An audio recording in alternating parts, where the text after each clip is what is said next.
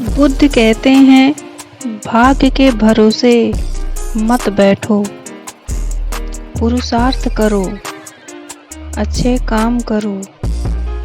जीवन में भाग्य का बड़ा महत्व है, लेकिन भाग्य के भरोसे बैठकर अपने अमूल्य समय को बर्बाद मत करो, क्योंकि पुरुषार्थ करने से तो भाग्य की रेखाएं बदल जाती हैं। आज किया गया कर्म ही तुम्हारा भाग्य बनाता है। कर्म के द्वारा जो बीज बोओगे, फसल भी उसी की मिलेगी। जैसा कर्म तुम आज करोगे, वैसा ही तुम्हारा भविष्य होगा। सौभाग्य और दुर्भाग्य तुम्हारे ही हाथों में है। कर्म की प्रधानता को समझना होगा कि जैसा कर्म होगा वैसा ही फल मिलेगा। जीवन को सफल बनाने के लिए पाप और पुण्य का बड़ा महत्व है। पूरी सावधानी रखो कि पाप होने न पाए, क्योंकि पाप की सजा जरूर मिलती है। यह जीवन पिछले पापों से छुटकारा पाने के लिए और दूसरे नए पापों से बचने के लिए मिला है। और कोशिश करो हमसे पूर्ण कर्म हो। तुम अपने जीवन को धर्म के मार्ग पर चलाओ। तुम्हारे किए गए हुए पुण्यों से धर्म को शक्ति मिलती है। यह मानव का जीवन बड़े काम का है। इसे सावधानी पूर्वक जीना चाहिए। अगर तुम गलतियां करोगे तो आगे चलकर पशु पक्षियों वाले कपड़े पहनने होंगे। संसार के नश्वर पदार्थों की इच्छा मत कर। इच्छा का फल बहुत दुख देता है।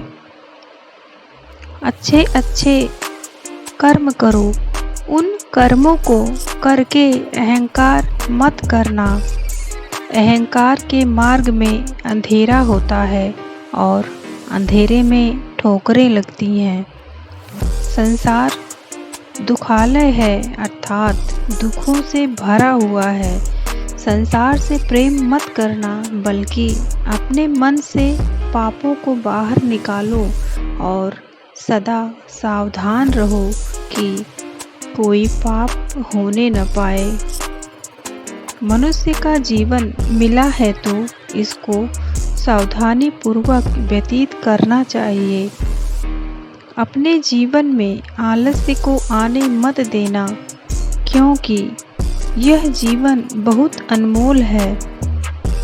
पशुओं से पूछो कि मनुष्य जीवन का क्या महत्व है।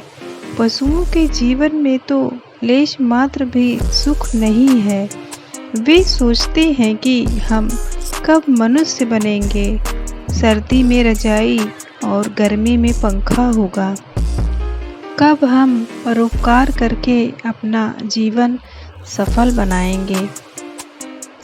जो मनुष्य है वे अपनी मानवता को संभाल कर रख नहीं पा रहे हैं, बल्कि संसार के सुखों की अंधी दौड़ में दौड़ रहे हैं।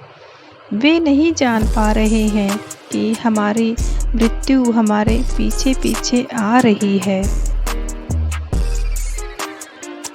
मानव जीवन पाया है, बहुत अच्छी बात है। अच्छे अच्छे कर्म करो ताकि मन पवित्र हो जाए, क्योंकि पवित्र मन ही आत्मा को पा सकता है।